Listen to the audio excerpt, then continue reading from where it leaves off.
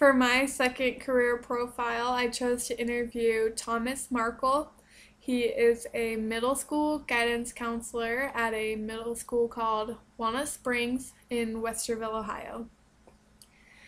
He said that the work environment depends largely on the school district, whether it's a small or large organization, and Walnut Springs is located in a large school district. His typical hours are between 7:30 and 5, and the degree of workplace flexibility depends largely on the principal, but that he still has most flexibility throughout his day. He has say over what he does in the day. The environment is very family friendly due to the nature of the job. Some typical stressors. He laughed when I asked him this because there's always stressors in the day, whether they come from students or from family, especially parents. Sometimes there will be, not sometimes, there will be pushy parents who want the best for their child, of course. But then there's also the uninvolved parent, and that can be frustrating to try to deal with and try to get a hold of and have meetings and conferences with when they are uninvolved in their child's life. And then, of course, there's the typical middle school drama between the students that he has to deal with on a daily basis.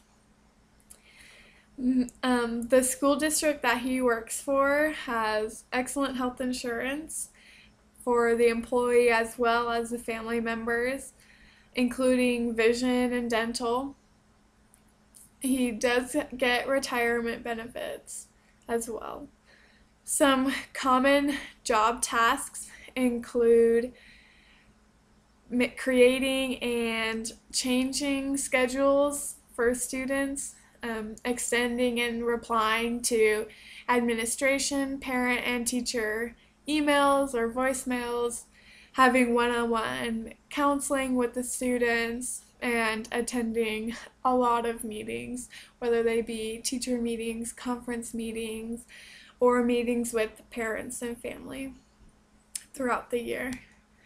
In Ohio, you have to have a master's degree to be a counselor. That degree can be in school counseling or it can be in community counseling. But they recently passed a law, well, not recently, about 14 years ago.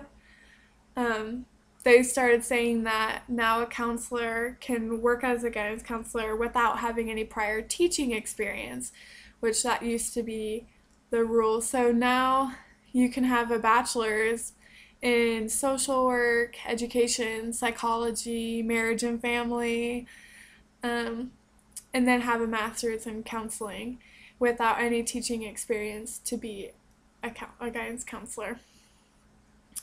And he has to renew his license every 5 years by either taking 6 credit hours of a course or 16 CEUs.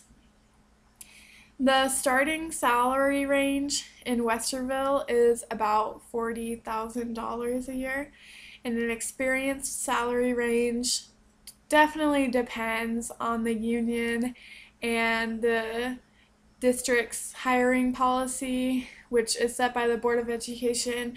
But he said that for his particular contract, it could increase anywhere between 1 and 3% in any given time. But of course, that can always change with different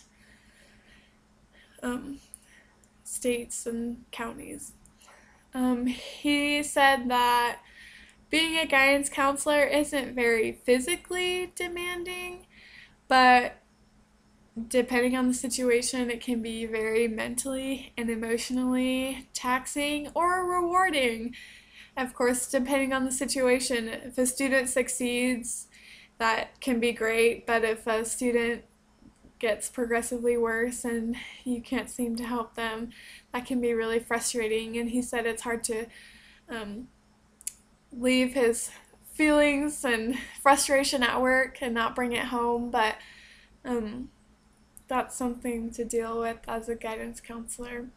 So again, my career profile was on a middle school guidance counselor.